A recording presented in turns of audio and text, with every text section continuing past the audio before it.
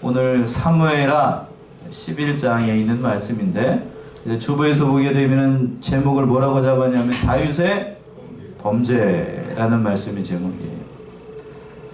자, 누가 범죄를 했다고요? 다윗이 범죄를 했습니다. 지난 시간 우리는 소년 다윗이 누구를 쓰러뜨리는 걸 봤지요? 골리앗을 쓰러뜨리는 걸 봤어요. 신학자들 얘기로는 그때 다윗의 나이가 약 15살 전후로 봐요. 15살 전후. 어린 나이에 골리앗을 쓰러뜨렸는데, 그 어린 소년이 오직 살아계신 하나님만을 믿고 믿음으로 나아가서 물맷돌 한 개로 골리앗 장수를 이겼습니다. 그렇게 믿음이 좋았어요. 그래서 하나님께서 그 다윗을 만나자 내 마음에 어떠한 사람이라고 칭찬을 하셨냐면, 내 마음에 합한 사람이다, 이렇게 칭찬을 했지요. 그런데 오늘 본문의 말씀에서 보게 되면 쭉 건너뛰어서 사무엘하 11장까지 왔는데, 이 일이 있고 난 다음에 다윗이 왕이 됐어요. 다윗이 왕이 나고 난 다음에 이제 암몬하고 전쟁을 할 때에 다윗이 이 11장에서 보게 되면 자신의 충복이었던 우리아의 아내를 간음하게 되고, 그리고 그 죄를 덮기 위해서 우리아를 어떻게 되고 전쟁터에서 죽여버리고, 그 아내 바세바를 자기의 뭘로요? 아내로 뺏어버린 겁니다. 뺏어버린 거예요. 아주 흉악한 죄를 범하게 되는데, 엄청난 죄를 저지르게 되는 거예요. 이 말씀을 통해서 오늘은 다소 무거운 말씀이 될 수 있지만, 우리의 죄악성, 다윗의 죄악을 통해서 우리의 죄가 얼마나 심각한가, 과연 나는 이러한 죄로부터 자유로울 수 있는가, 우리 자신을 돌아보는 그러한 시간이 됐으면 좋겠습니다. 다윗의 범죄 첫 번째는 다윗이 밧세바와 간음죄를 범하게 됩니다. 그 말씀이 5절까지 있는 말씀인데요. 1절 먼저 한번 읽어보세요. 1절이요.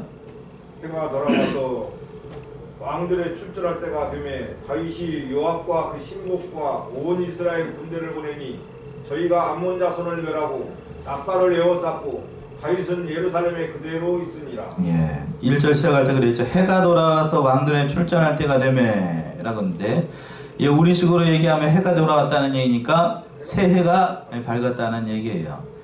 근데 이스라엘은 1월달이 새해가 아니고 우리보다 석 달이 늦어요. 그러니까 지금 이 시간이가 4월달이에요. 그러니까 어느 때 이스라엘 절기로 보게 되면 새해를, 겨울에 새해를 맞이하는 것이 아니고 어느 때 새해를 맞는 거죠? 봄에 새해가 되는 거예요. 봄에 새해가 되니까 그때는 어떤 때가 되냐면, 그 주위에 있는 것처럼 왕들이 출전할 때, 전쟁하기 좋은 때예요. 전쟁하기 좋은 때를 맞아가지고 다윗이 이제 그 앞에 장에서, 이 사무엘하 10장에서 보게 되면 암몬과 전쟁을 하게 되거든요.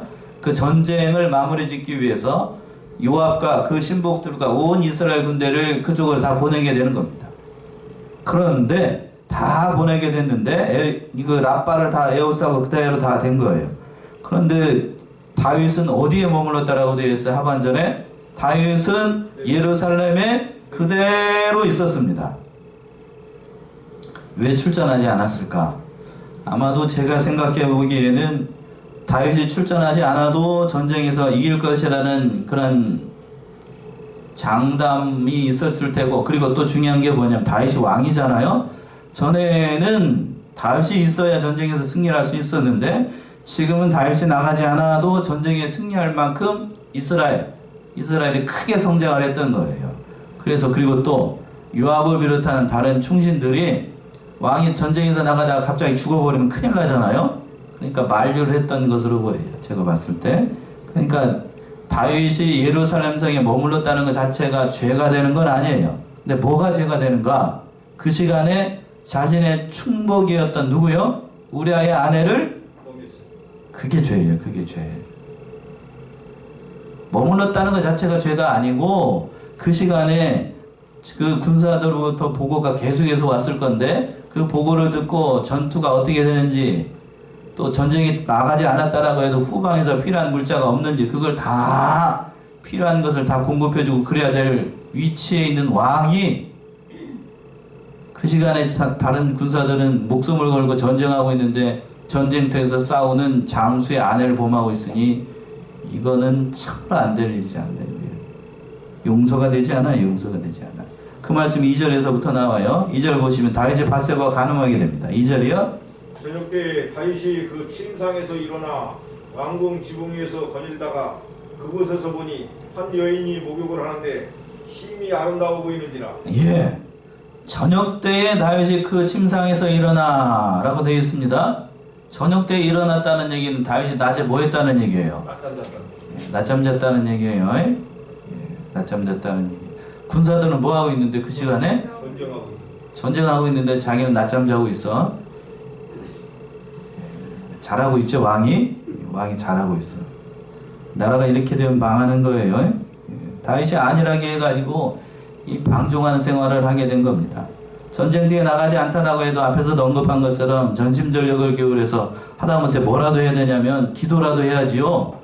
무릎 꿇고 기도하고 그 보고를 잘 받고 그래야 될 판에 낮잠 자고 있고 안일하게 생활을 하고 있으니까 그 안일하고 방심하니까 방심부조였는데 결국에는 죄가 들어오게 된 거예요. 죄가 들어왔어. 그래서 늦지막히 일어나가지고 해 떨어질 때쯤 일어나가지고 왕궁 지붕에서 거닐다가 한 여인이 뭐 하는 걸 봐요? 목욕하는 걸 봅니다. 그래서 뭐 목사님 강혜서 같은 경우에는 이 여자도 잘못했다고 봤는데 다윗성은 예루살렘 성 위에 있어요. 그러니까 이렇게 보게 되면 지금으로 얘기하면 아파트 10층 정도 높이에서 그 밑에 있는 동네들을 보게 되면 보일까요? 안 보일까요? 다 보이죠? 다 보인다고요.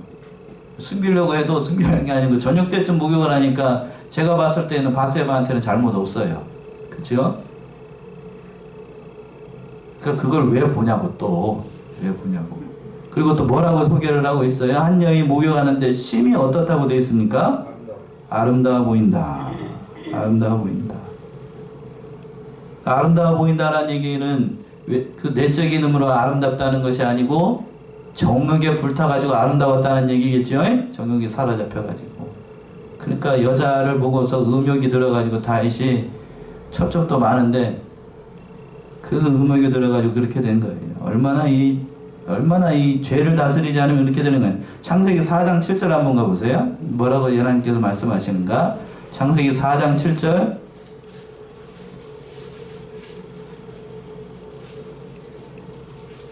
네가 선을 행하면 어찌 낯을 들지 못하겠느냐. 선을 행치 아니하면 죄가 분에 엎드리느니라. 죄의 소원은 네게 있으나 너는 죄를 다스릴지니라. 예, 너는 죄를 어떻게 하라고 되어 있어요? 다스리라. 가인에게 했던 말이에요. 죄를 다스려야 됩니다. 지금 죄를 다스려야 돼요. 누가요? 다윗이 그 죄를 다스려야 되는데 죄를 다스리지 못해요. 참으로 이 큰 죄를 범하게 됐는데 욕정에 불타가지고 그냥 그 목욕하는 여인을 보자가 그냥 아름다워 보인 겁니다. 아름다워 보였어. 그래가지고 다윗이 이제 3절 보시게 되면 3절 어떤 일을 하는 거예요? 3절이요? 다윗이 보내어 그 여인을 알아보게 하였더니 고하되 그는 엘리암의 딸이요 햇사람 우리아의 아내 밧세바가 아니니까. 예, 그래서 그 여자가 아름다워 보이니까 그 밑에 있는 사람들을 보내가지고 그 여인이 누구인지를 알아보게 한 거예요. 그래서 보고를 하기를 뭐라고 하냐면 그는 엘리암의 딸이요 햇사람 누구의 아내라고요? 우리아의 아내 밧세바가 아니니까 라고 이렇게 보고를 했어요. 자, 그러면 여기서 그만둬야죠. 보통 사람 같으면 여기서 그만둬야 되잖아요. 자신의 충복이 아내니까요.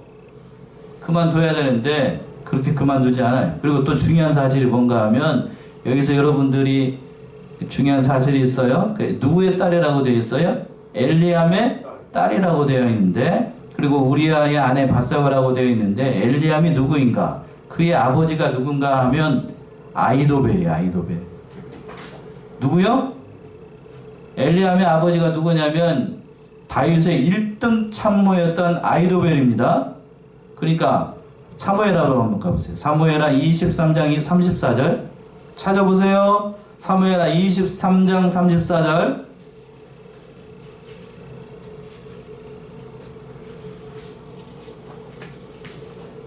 마아가 사람의 손자 아하스베의 아들 엘리벨렉과 길로 사람 아히도벨의 아들 엘리암과. 그랬죠. 하반절에서 보세요. 어디 사람? 길로 사람 아이도벨의 아들 누구요? 엘리야. 엘리암이라고 되어 있어요. 그러니까 아이도벨 입장에서 봤을 때에는 밧세바가 자신의 누구가 되는 거죠? 한 달이 걸리니까 잘 안 들어오셔요? 아이도벨 입장에서 봤을 때는 밧세바가 누구예요? 자기의 아들의 딸이니까 손녀죠, 손녀. 원래 족보가 좀 이해가 안 되셔요? 자기 손녀딸이에요, 손녀딸. 아이도벨 입장에서 봤을 때는 밧세바가 누구 딸이냐면 자기 손녀딸이라고, 손녀딸. 자, 보세요. 뒤에 가서 아이도벨이 누구냐면 다윗의 1등 참모예요. 유비로 따진다. 삼국지에서 유비로 따지면 누구의 딸이 되는 거냐면 제갈량의 손녀라고요. 제갈량의 손녀. 이해되십니까? 이게 무슨 말인지? 예. 그 손녀딸을 우리 입장에서 봤을 때 우리아가 자기의 아내로 맞아들인 거예요. 그런데 그 손녀딸을 누가 범하는 거예요? 다윗이 범한 거예요. 이 용서가 되겠어요? 이 용서가 되겠냐고. 여러분 같으면 용서돼요? 그게? 자기 손녀딸을 범하는데 이 용서가 되냐고. 뒤에 가서 보게 되면 아이도벨이 일이 있고 난 다음에 다윗의 아들 압살롬이 반역을 일으킵니다. 그때 그 압살롬 편에 섰던 책사가 누구였냐면 이 아이도벨이에요. 왜 그렇게 됐는지 이해가 되시죠? 성경이? 예. 그때 그리고 난 다음에 또 이 일에 참여했던, 뒤에 가서 보게 되면 요압도 이 일에 참여하게 되는데 결국에는 요압도 다윗을 어떻게 되냐면 마지막에 가서 배신하기만 돼요. 결국 누가 그렇게 만들었어요? 그 원인 제공을 다 다윗이 만든 거예요. 다윗이. 그러니까 이 다윗이 얼마나 끔찍한 죄를 저질렀는지 여러분들이 아시겠죠. 죄가 얼마나 무서운지. 그 죄의 영향력으로 그 가정이 다윗의 집안이 완전히 풍지박산이 나요. 죄라는 것이 무섭다는 사실을 다시 한번 깨달아야 돼요. 4절 보시면 또 4절. 다윗이 사자를 보내어 저를 자기에게로 데려오게 하고 저가 그 부정함을 깨끗게 하였으므로 더불어 동침하매 저가 자기 집으로 돌아가니라. 예. 사자를 보내가지고 저를 데려오라고 한 거예요. 이미 3절에서 딱 쓰는 순간, 우리아의 아내라는 것을 딱 듣는 순간, 아이도벨의 손녀라는 사실을 딱 듣는 순간, 보통 사람 같으면 어떻게 하죠? 아우, 안 되겠다 싶어요. 거기서 딱 끝내야 되죠? 딱 끝내야 되잖아요. 딱 끝내야 되는데 그렇게 안 하고 그 참모들이, 그 충신들이 목숨을 걸고 지켜준 그 왕권을 가지고 자기의 충복의 아내를 자기 아내로 데려온 거예요. 겁간을 해버리는 거예요. 있을 수도 없는 일. 후한무치하고 이게 파렴치한 죄죠. 파렴치한 죄. 그러니까 그리고 난 다음에 그 여자는 돌아가게 되는데 그 죄의 결과로 무슨 일이 발생하는가? 5절이죠. 5절 보시면 여인이 잉태함에 보내어 다윗에게 고하여 가로되 내가 잉태하였나이다 아니라. 예, 밧세바가 다윗하고 하룻밤을 보내고 난 다음에 죄송해요 이렇게 표현해서 운이 안 좋은 건지 뭐가 안 좋은 건지 뭐가 하게 돼요? 배가 불러왔어요. 아이를 갖게 된 거예요. 보통 여자가 아이를 가지면 그건 하나님께서 선물이고 축복이죠. 그러나 죄의 결과로 그 태중에 있는 아이는 축복인가요? 복인가요? 아니면 복이 아닌가요? 이거 복이 아니라고요. 이건 결과적으로 뒤에 가서 이 아이가 죽습니다. 죽어요.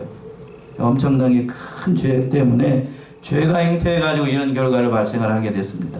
결국에는 왜 밧세바가 그럼 그 사실을 이 다윗에게 알렸는가? 그때 당시에는 남편이 있는데 아이를 가지면 그 아내가 어떻게 되는 거죠? 율법상 죽어. 그러니까 죽지 않으려고 밧세바는 당연히 누구한테 알리는 거고 왕이었던 자기와 간음죄를 범했던 다윗에게 이 얘기를 한 겁니다. 그러니까 다윗도 그 얘기를 듣고 그 죄를 숨기기 위해서 계략을 꾸미게 돼요. 그 말씀이 두 번째, 죄를 숨기고자 인간적인 계책을 쓴 거예요. 그 말씀이 13절까지 나와요. 6절 먼저 한번 읽어보세요. 6절이요. 다윗이 요압에게 기별하여 햇사람 우리아를 내게 보내라 하매 요압이 우리아를 다윗에게로 보내니. 예. 자기 죄를 덮기 위해서 전쟁중에서 한참 싸우고 있는 누구를 불러드립니까? 이제 요압을 통해서 우리아를 보내게 된 거예요. 왜 보냈는가? 자신의 죄를 은폐하기 위해서. 구체적으로 행동으로 나타나요. 그래서 7절 보시면 우리아가 다윗에게 이름에 다윗이 요압의 안부와 군사의 안부와 싸움에 어떠한 것을 묻고 예. 우리아가 딱 돌아오자 다윗이 마치 자기가 선한 군주인 것처럼 뭐 누구의 안부를 물어보냐면 요압의 안부를 물어보고 군사들의 안부를 물어보고 싸움이 어떠한지를 물어봤던 거예요. 전 이게 참 가증스러운 거예요. 얼마나 가증스럽냐고. 마치 자기는 거기까지만 할게요. 거기까지만. 이게 얼마나 이 가증스럽냐고. 그러면서 이제 자기네 죄를 덮기 위해서 8절처럼 얘기합니다. 다윗의 진짜 목적이죠. 8절이요. 저가 또 우리아에게 이르되 네 집으로 내려가서 발을 씻으라 하니 우리아가 왕궁에서 나가매 왕의 식물이 뒤따라가니라. 예, 여기서 이제 우리아를 전쟁터에서 전쟁 중에 있는 우리아를 부른 이유가 있었어요. 자신의 죄를 덮기 위해서 우리아를 부른 거고, 내 집에 내려가서 발을 씻으라는 얘기는 아내하고 부부 관계를 맺으라는 완곡한 표현이에요.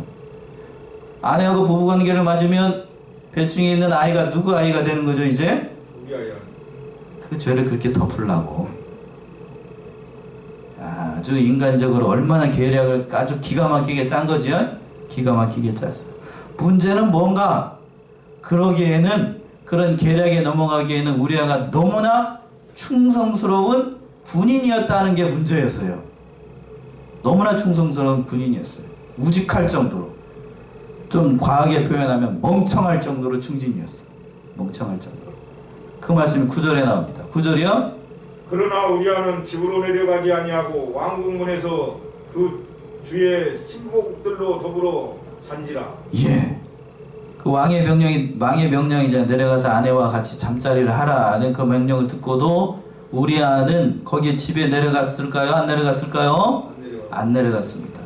누구들하고 같이 잤냐면 자기 신복이라고 되어 있는 것은 전쟁터에서 우리아를 따랐던 자신의 부하들이겠죠. 그 부하들하고 같이 그 성전 문에서 같이 노숙을 했어요. 왜 노숙을 했는가? 그 이유가 뒤에 가서 나옵니다. 뒤에 가서 나와요. 그러니까 다른 동료들이 전쟁 중에도 자기는 편안히 집에 내려가서 잘 수 없다는 이유 때문에 자지 않았어요. 그러니까 다윗의 계략이 이것 때문에 실패하게 된 거예요. 실패하게 됐습니다. 잠언 28장 13절 한번 보세요. 죄를 숨기려고만 어떻게 되는가? 잠언 28장 13절.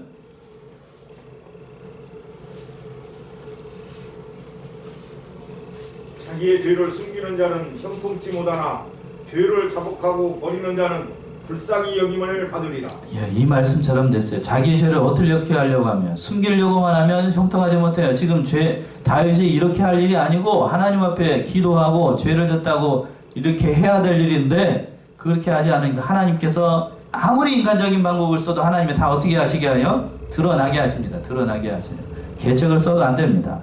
그래서 이제 보고가 납니다. 보고가 들어와요. 10절 보시면 거기 다윗에게 고하여 가로되 우리아가 그 집으로 내려가지 아니하였나이다. 다윗이 우리아에게 이르되 네가 길 갔다가 돌아온 것이 아니냐 어찌하여 네 집으로 내려가지 아니하였느냐. 예, 다윗이 자신의 첫 번째 계략이 실패한 것을 알고 우리아를 불러가지고 왜 집에 내려가지 않냐고 책망조로 얘기를 하는 겁니다. 그 왕의 말을 듣고 난 다음에 우리아의 고백이 참으로 충성스럽습니다. 그 말씀이 11절이지요. 11절이요. 우리아가 다윗에게 고하되 언약궤와 이스라엘과 유다가 영체 가운데 유하고 내 주 요압과 내 왕의 신복들이 바깥들에 유진하였거늘 내가 어찌 내 집으로 가서 먹고 마시고 내 처와 같이 자리이까. 내가 이 일을 행치 아니하기로 왕의 사심과 왕의 혼의 사심을 가리켜 맹세하나이다. 예, 우리아의 대답은 정당한 거예요. 그렇죠? 정당한 거라고. 자신의 죽은, 그 가까이 있는 자신의 죽은이에요. 요압이 자신의 그 죽은입니다. 그리고 요압의 죽은은 다윗이니까 죽은인 상관인 요압이 전쟁터에서 전쟁하고 자신의 동료들도 같이 전쟁하고 있는데 자신은 자식이 집으로 내려가 가지고 같이 발 뻗고 잔다는 게 있을 수가 없는 일이라고 하는 거예요. 참으로 충성된 군인이었어요. 좀 과하게 표현하면, 제가 의역하면 멍청하도록 충성스러웠어요. 멍청하게. 성경을 아니까 제가 이런 말을 하는 거예요. 천국에서 듣고 있으면 죄송해요. 예. 알아듣기 쉽게 해서 제가 이렇게 표현을 한 거고. 참 우직하지요? 얼마나 충성스럽냐고. 다윗에게 복이에요. 이런 사람이 다윗 옆에 있다는 것 자체가 복이라고요. 그렇죠? 참으로 긍정스러운 주님이었어요. 자신과 자신의 부하들에 대한 신의를 저버릴 수 없기 때문에 우리아는 이렇게 얘기를 한 거예요. 이 말은 누구를 부끄럽게 하는 거냐면 지금 다윗을 부끄럽게 만드는 거예요. 얼마나 부끄러운 일이냐고. 이러한 충성스러운 계책 때문에 또 실패하게 되는데, 그래서 다윗이 여기서 그만두지 않고 다른 계책을 또 만들어요. 그 말씀이 12절 13절이요. 다윗이 우리아에게 이르되 오늘도 여기 있으라. 내일은 내가 너를 보내리라. 우리아가 그날에 예루살렘에 유하니라. 이튿날 다윗이 저를 불러서 저로 그 앞에서 먹고 마시고 취하게 하니 저녁 때에 저가 나가서 그 주의 신복으로 더불어 침상에 눕고 그 집으로 내려가지 아니하니라. 예. 첫 번째 계략에 실패를 하니까 다윗이 여기 예루살렘에 있으라 그러면서 또 어떤 계책을 부렸냐면 술 파티를 벌였어요. 술 파티. 뭔 파티요? 술 파티를 벌여가지고 술을 잔뜩 먹여놓으면 사람이 본능적으로 술을 많이 마시게 되면 어디로 들어가게 되냐면 자기 집으로 들어가요. 본능적으로. 그런데 술을 잔뜩 먹여놨는데 우리는 어디로 가냐면 자기 집으로 안 가고 어디로 가요? 자기 종로들하고 같이 그 길바닥에서 어제 잤던 그 자리에서 다시 잤습니다. 다윗의 두 번째 계략도 완전히 실패하게 된 거예요. 그러니까 이 모든 것을 보게 되면 첫 번째는 하나님이 막으신 거고, 두 번째는 또 누가 막았냐면 우리아의 어떤 마음 때문에 충성스러운 그 충성 때문에 이 다윗의 계략이 실패하게 된 겁니다. 이러한 계략이 실패하자 다윗이 마지막으로 세 번째 어떠한 일을 벌이게 되냐면, 세 번째 계책이 실패하자 전투를 빙자해가지고 우리아를 어떻게 합니까? 살해해버립니다. 죽여버려요. 이거를 범죄 용어로 교사죄라고 얘기합니다. 교사죄. 그 말씀이 마지막 27절까지 나오게 되는데, 다윗이 우리아를 죽이라고 요압에게 편지를 보내요. 그 말씀이 14절 15절이요. 14, 15. 아침이 되매 다윗이 편지를 써서 우리아의 손에 붙여 요압에게 보내니 그 편지에 써서 이르기를 너희가 우리아를 맹렬한 싸움에 앞세워두고 너희는 뒤로 물러가서 저로 맞아 죽게 하라 하였더라. 예. 자 보세요. 다윗이 자신의 모든 계략에 실패를 하자 이번에는 우리아를 죽이기로 결정을 해가지고 자신의 군대 장관이었던 요압에게 편지를 보냅니다. 그 편지에 뭐라고 썼냐면 우리아를 맹렬한 싸움 앞에 두고 다른 사람들은 어떻게 하라는 거예요? 다 뒤로 물러나라는 얘기입니다. 우리아 혼자 남겠지요. 그러면 화살이 쏟아질 때 우리아가 맞아 죽게 되는 거예요. 그런 계략을 꾸몄어요. 그런데 그거를 누구 손에 보냈냐면, 누구 손에 보내요? 지금 성경을 저 혼자만 읽었나요? 요압이 편지를 써서 우리아의 손에 붙여졌습니다. 자신을 죽이라는 그 편지를 누가 들고 갑니까? 지금 지가 자기 손을 들고 가고 있어요. 다윗 이걸 보게 되면 얼마나 잔인한가. 다른 사람한테 보내려면 또 사형 선고장을 누가 들고 가고 있어요? 자기가 들고 가면서, 아마 제가 이거 그림이 그려지는데 아주 우직하고 충성스러웠기 때문에 왕이 요압에게 보내라는 서신을 딱 주면서 우리아야 이거 요압한테 갖다 주라 그러니까 그 우리아가 딱 받아 들고 존묘 하면서 갔겠지요? 자기 죽이라는 그건지 모르고. 그림이 그려집니까? 얼마나 이 다윗이 악한 죄를 범하고 있는지 아시겠지요? 얼마나 잔인무도하냐. 그러니까 하나님이 그걸 다 보고 계신다라고 하면 진노하지 않을 수가 없는 거예요. 그래서 결국에는 이 말씀대로 우리에게 억울하가 죽습니다. 그 말씀이 16절 17절이요. 16절 17절. 요압이 그 성을 살펴 용사들의 있는 줄을 아는 그곳에 우리아를 두니 성 사람들이 나와서 요압으로 더불어 싸울 때 다윗의 신복 중 몇 사람이 엎드러지고 햇사람 우리아도 죽으니라. 예. 다윗의 편지를 요압이 받고 난 다음에 왕의 명령이니까 요압이 순종을 했겠죠. 그래서 그 명령대로 하니까 누가 죽어요? 결국 우리아가 죽게 됐습니다. 그러니까 얼마나 아마 이 일이 있고 난 다음부터예요. 이 일이 있고 난 다음에 요압은 뒤에 가서 보게 더 나오는데, 요압은 군인이면서도 정치적인 감각이 뛰어났던 사람이에요. 쉽게 얘기하면 선한 사람이 아니에요. 그러니까 다윗의 명령을 딱 보는 순간, 이 요압 명령서를 딱 보는 순간 요압이 본능적으로 압니다. 본능적으로 알아요. 정치적인 감각이 있는 사람이니까, 아, 왕이 우리아를 제거할 목적이구나 라는 사실을 알고 다 그렇게 행동을 한 거예요. 뒤에 가서 더 잘 나옵니다. 이 요압은 그런 사람이에요. 그러나 그에 비해서 우리아는 어떤 사람이냐면 말 그대로 군인이에요. 그런 정치적인 감각, 정치적인 센스 그런 게 전혀 없고, 오직 뭐만 하냐면 존명이에요. 존명. 왕의 명령이면 죽으라면 죽고 살라면 사는 그런 천상 뭐밖에 모르는 군인이었습니다. 군인. 그것 때문에 결국에는 우리아가 죽게 되는데, 나쁜 거죠. 그걸 이용하는 다윗이 나쁜 거예요. 참, 하나님께서 돌아와야 될 이 모든 것들을 기회를 날려버리는 겁니다. 죽고 난 다음에 참으로 이 엄청난 일을 이루고 난 다음에 요압이 그 일을 보고를 하게 되는데, 그 말씀이 18절부터 나와요. 18절부터 21절 한번 보세요. 요압이 보내어 전쟁의 모든 일을 다윗에게 고할세, 그 사자에게 명하여 가르되 전쟁의 모든 일을 네가 왕께 고하기를 마친 후에 혹시 왕이 노하여 네게 말씀하기를 너희가 어찌하여 성에 그처럼 가까이 가서 싸웠느냐, 저희가 성 위에서 쏠 줄을 알지 못하였느냐, 여룻베셋의 아들 아비멜렉을 쳐 죽인 자가 누구냐, 여인 하나가 성에서 맷돌 입장을 그 위에 던짐에 저가 데베스에서 죽지 아니하였느냐, 어찌하여 성에 가까이 갔더냐 하시거든 네가 말하기를 왕의 종 햇사람 우리아도 죽었나이다 하라. 예. 여기서 보게 되면 성경을 여러분들 잘 읽었으니까 여러분들 아시겠지만 요압의 성품이 어떠한가를 잘 나타나 있어요. 그래서 맨 마지막 21절 하반절에서 그랬죠. 왕이 만약에 뭐라 그러면, 다윗이 뭐라 그러면 요압도 그걸 알았어요. 이 다윗의 생각을 알았다고요. 그러면서 이제 왜 죽었냐 그러고 그렇게 역정을 내면 뭐라고 얘기를 하냐면, 살짝 가서 얘기해라. 네가 말하기를 왕의 종 햇사람 누가 더 죽었다고? 우리아도 죽었습니다. 요압도 알았어요. 요압도 알았다고. 그러니까 제거한다는 목적을 요압이 알아듣고 우리아를 죽였으니까 왕은 근심하지 마세요 하면서 씩 웃었겠죠. 악마의 미소죠. 이 얘기를 보고하는 그 전황을 보고하는 그 사람도 우리아가 죽었다는 보고를 왕에게 했겠지요. 그죠? 왕한테 했잖아요. 그렇다라고 하면 이 일의 전황을 보고하는 사람도 누구를 의심하게 될까요?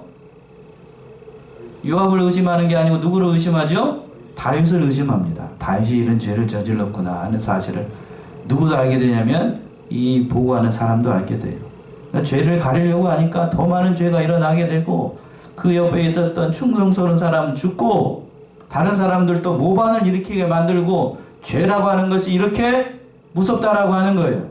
죄는 그 순간 회개해야 될 것인데, 하나님께 돌아오게 되면 넉넉히 용서하실 그런 하나님이라는 사실을 모르고 죄를 덮으려고만 하니까 죄가 죄를 낳고, 죄가 성경에 있는 표현대로 장성하게 돼요. 장성하게 됐습니다. 이사야로 한번 가봅시다. 이사야 55장 7절이요. 살 길은 하나님께 돌아가는 이사야 55장 7절.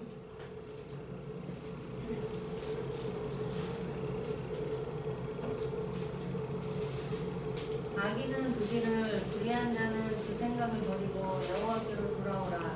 그리하면 그가 긍휼히 여기시리라. 우리 하나님께로 나아오라. 그가 널리 용서하시리라. 예, 이렇게 했어야 돼요. 하나님께 돌아와서.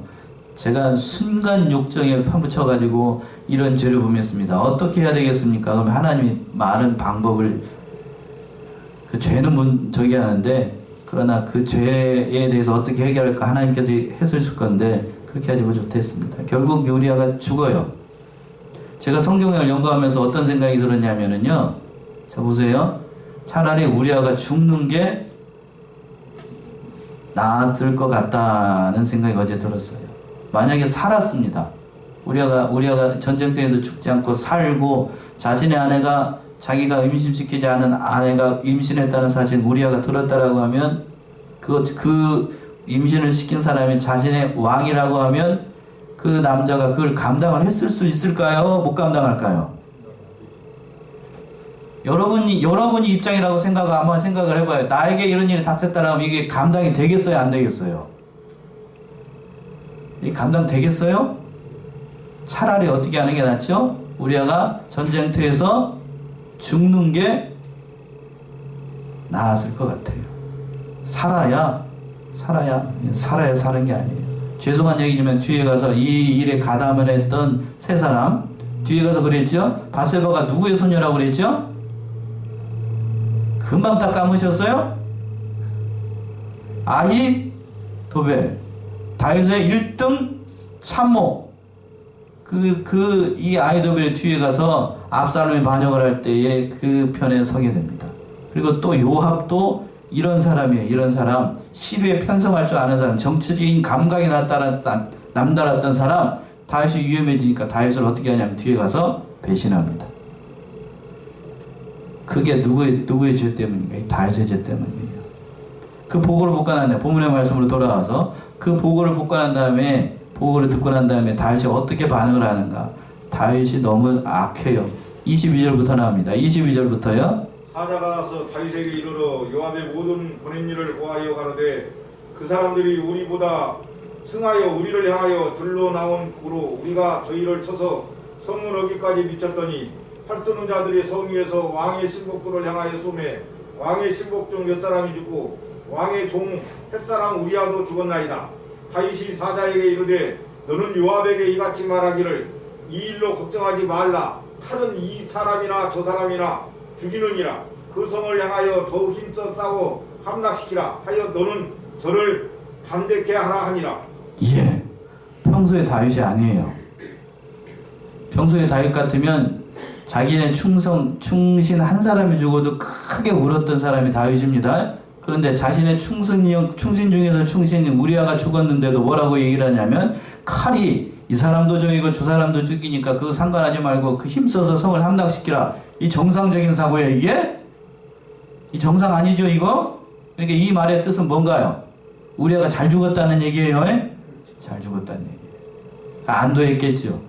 자신의 죄가 숨겨지게 됐으니까. 숨겨지기는 뒤에 가서 다 알게 되는데, 다 알게 돼요.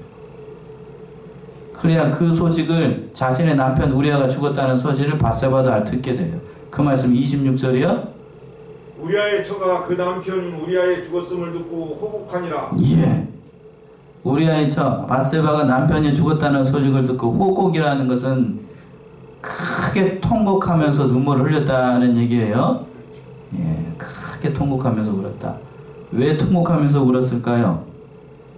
자신의 남편 알아요. 바세바도 자기네 남편이 참으로 충성스러운 군인이라는 사실을 알았을 거고 그 자신의 남편이 죽은 것이 자기 죄 때문이라는 사실을 알게 됐을 때 그게 얼마나 사무치게 가슴 아팠겠냐고. 그렇겠죠? 그러니까 크게 통곡하면서 울었어요. 아마 그냥 주체하지 못했을 겁니다.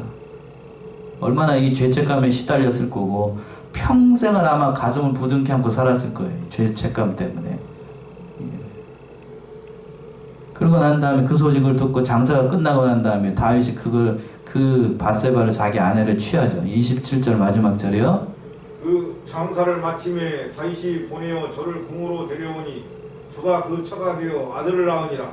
다윗의 소위가 여호와 보시기에 악하였더라. 예, 마지막 27절 하반절 다윗의 소위가 누구 보시기에 악했다고요? 여호와 보시기에 악했습니다. 얼마나 악하냐. 여러분들 오늘 말씀 제가 이 다소 무거워질 것이라는 것을 뻔히 알면서 이 말씀 전하는 이유가 뭐겠어요? 죄라고 하는 것이 이렇게 무섭다는 거예요.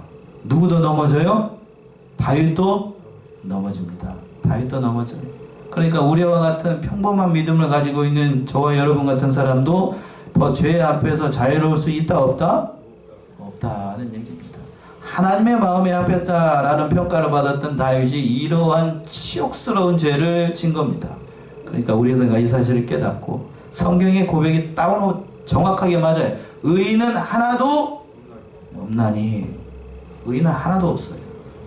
그러니까 이 사실을 깨닫고 자신의 연약함을 바로 깨닫고 죄악이 얼마나 무섭고 얼마나 치부한지를 깨달아서 그런 죄악에 빠지지 않고 삶과 믿음의 길을 걸어나가시는 저와 여러분들이 다 되시기 바랍니다.